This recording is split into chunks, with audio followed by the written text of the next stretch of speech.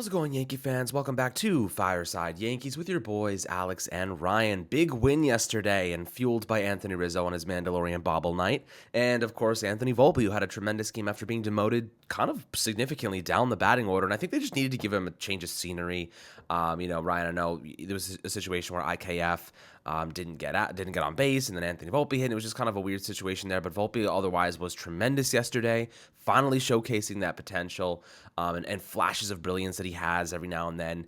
Obviously, a rookie, you expect the hiccups, you expect the inconsistencies, but he's getting more comfortable. You see him, some days he looks like a veteran, other days he looks like a rookie. Like, it's kind of the Anthony Volpe situation right now. It's like, you don't know which version of him you're going to get right now. It's either going to be the one that's hitting in ridiculous play discipline, or is going to be striking out and not looking so comfortable. But I think that's just part of the growth process and kind of just the entire progressional line that he is kind of going through right now. But, you look at another player who had a big game yesterday, Anthony Rizzo. We want to talk about him today because Cashman, he made some bad moves this offseason, but one of the best ones was undoubtedly extending Anthony Rizzo on a 2-year deal worth $40 million per season. Now, Rizzo has been our best offensive player, and I think it's not even an argument. I think his numbers are the best by far. He's been tremendous. Want to give him some love, want to show him some credit because ultimately, without him, our offense is even more feeble than they've been in the last couple weeks, despite the Yankees winning 7 of their last 10 games, which is pretty impressive.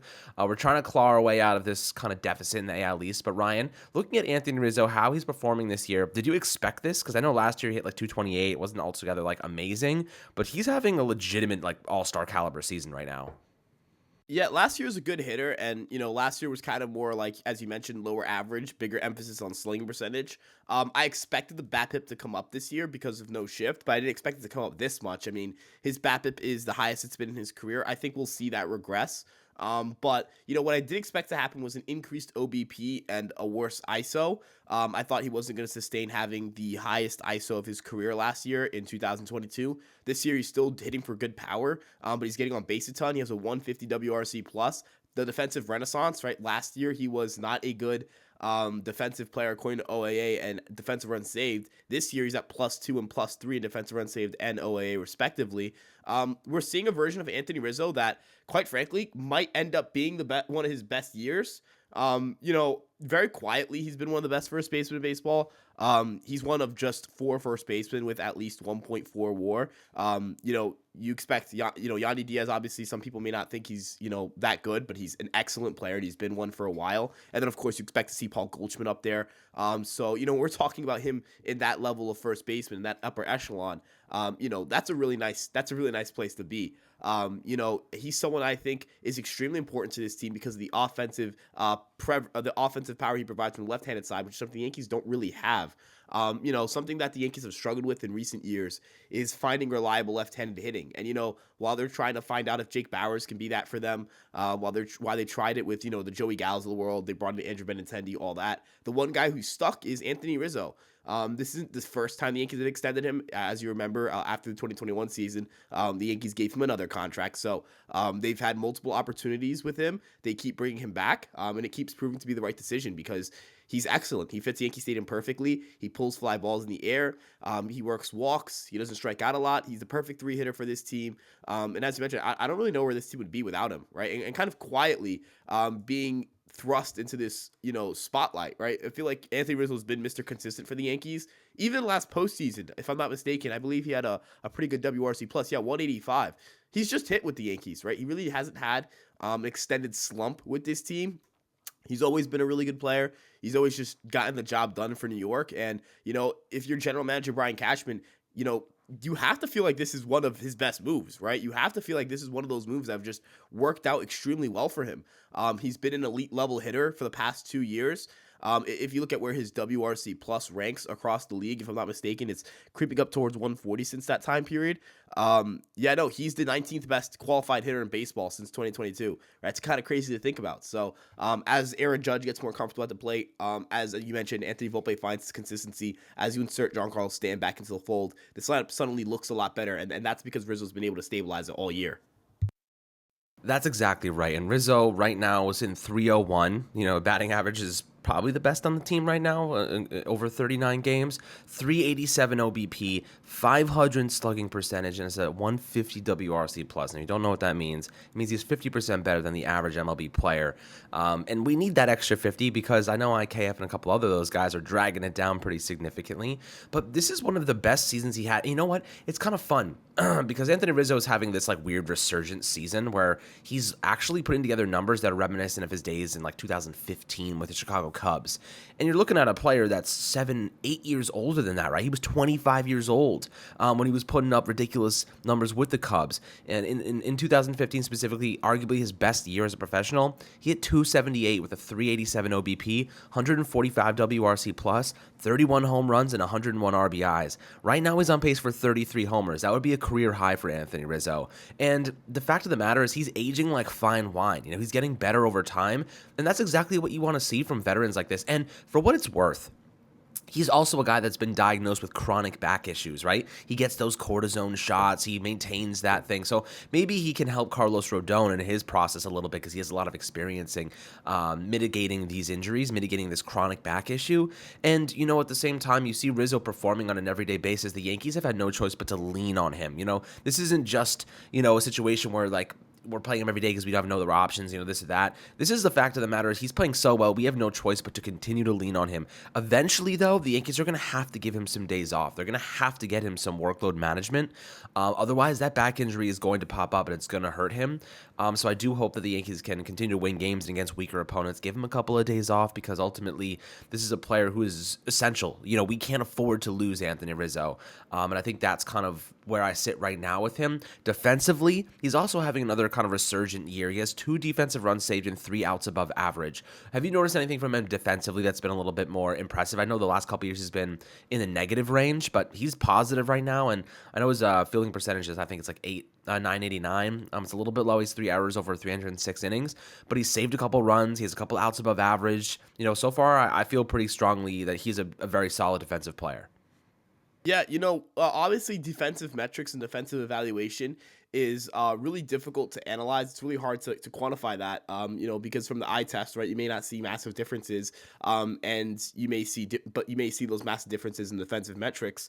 I know yesterday made an error, and so like probably not the best day to talk about Anthony Rizzo's defense, but it is better than it was last year. I feel like he's looking better out there. I think a lot of the balls that were issues for me last year with him were just ground balls that were sneaking through the first base side a lot more consistently. I feel like he's covered that up a little bit. It's interesting because you would think that without the defensive shift he'd become a worse defender because he's slower. Like it's not like he's a range based defender, but he's somehow improved. Whether that's new defensive positioning, right? If this is something that people are aware of, what the Yankees did with Donaldson last year was they had him play deeper than he usually does, and it made a dramatic difference in his defensive output.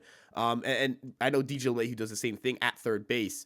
But he does start deep, I guess. I mean, he not too much deeper than he did in years past. So I wonder if it's a footwork thing. I wonder if it's just a pre-pitch preparation thing. I'd love for Anthony Rizzo to actually, if someone were to ask Anthony Rizzo about it and kind of pick his brain about it, because it's definitely an improvement. I'm just curious to see like what he did to change that. Because offensively, you look at the last 2 years, why they're better than they were in 2020 and 2021. It's because he started pulling the ball in the air, right? Like there's a quantifiable, like, you kind of see where the shift happened. And I'm curious to see what the defensive side of that is. It's always interesting to get into like defensive numbers and all that stuff because again, it's all not subjective, but it's all like it varies pretty wildly from year to year. Whereas offensive talent, really, you don't see that as much. But Rizzo might go out and win a Gold Glove this year, right? And he might go out and compete for like a Silver Slugger. I wouldn't be shocked if he like gets an all-star nod. Not as a starter. I think Yandy Diaz will end up being the starter, but he could end up being the backup. He's on the Yankees. He's playing really well. And if this team continues to play well, he'll definitely get sent to, I don't know which. I think it's maybe his 5th or 6th all-star team. But yeah, he'll definitely be an all-star this year at this pace. Yeah, and to take a slight kind of go in a different direction for a second, I want to talk about the leadoff spot. Do you think Gleyber Torres is the right guy for the leadoff spot? I know you mentioned Harrison Bader as a potential option there a couple of days ago, but is there anyone other than Volpe that you'd prefer to see in that role? Aside from DJ, of course. Yeah, interestingly enough, I would have said like LeMahieu just because he's usually there, right? Like I kind of just assume LeMahieu is the leadoff guy when Volpe isn't. But in the same vein, Gleyber Torres has done an excellent job of staying patient this year. His O swing rate is a little bit down from last year. It's 25.2% versus 27.5% last year.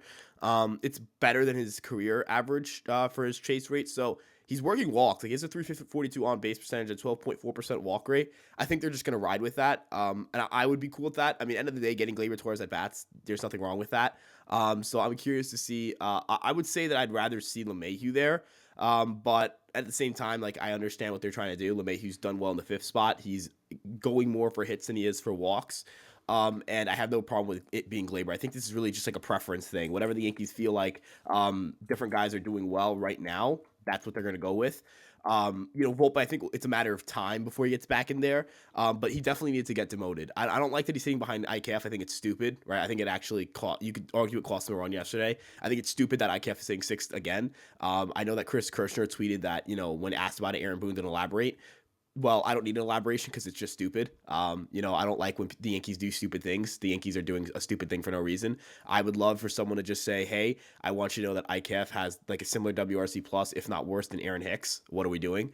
But I think the leadoff guy Gleyber hit Volpe sixth, LeMahieu fifth, and then kind of figure out who's hot and who's not from there is probably the right method to go for here. And then when you add Stan back, of course, you get a little deeper. I know Aaron Boone had a quote today discussing that he'd be back in the outfield mix the second he's healthy. So definitely an encouraging sign there. Absolutely. I definitely think that you have pretty solid points across the board there. But the Yankees have another kind of matinee game, an afternoon game today at 1 o'clock. And McClanahan on the mound for the Rays. This is a chance for the Yankees to show they can, compete against good pitching. We talked about this the other day. The Yankees are like historically bad right now against legitimate pitching. And ultimately, they're good pitchers for a reason. A lot of teams struggle against them. But the Yankees need to show up and actually put some sort of good performance on the board against an above-average pitcher. Now, Shane McClanahan is like essentially unhittable this year. So this may not be the game we see that, unfortunately.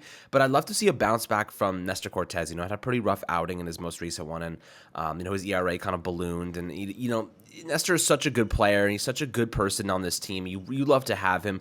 I know he was sick with strep throat and whatnot, but, I think he can bounce back and have a pretty solid day today. And at least we hope the case because we need him to. There's no way we're winning this game against McClanahan without Nestor Cortes, going out there and putting together 6 runs of no-run baseball. Like, we need him to step up. And the Yankees have won 7 of the last 10, and winning this series would give us a nice little boost in the AL East, that's for sure. We got plenty of time to crawl our way back, one game at a time, but you got to beat good teams, and the Rays are good teams. You can't live and die off beating the A's all the time. You can't live and die off beating the White Sox and bad squads. You got to beat good squads, and the Yankees have what it takes. They just got to be on at the same time. A lot of times they're just like, and that's the problem with them, is that they're so inconsistent, is that you'll have one player who's on fire and the other 8 are just completely cold. You know what I mean? You need everybody to be hitting, or at least half of your lineup to be performing, driving in runs, getting on base. If that's not the case, then you're screwed. So hopefully we see a little bit more consistency today against a very good pitcher.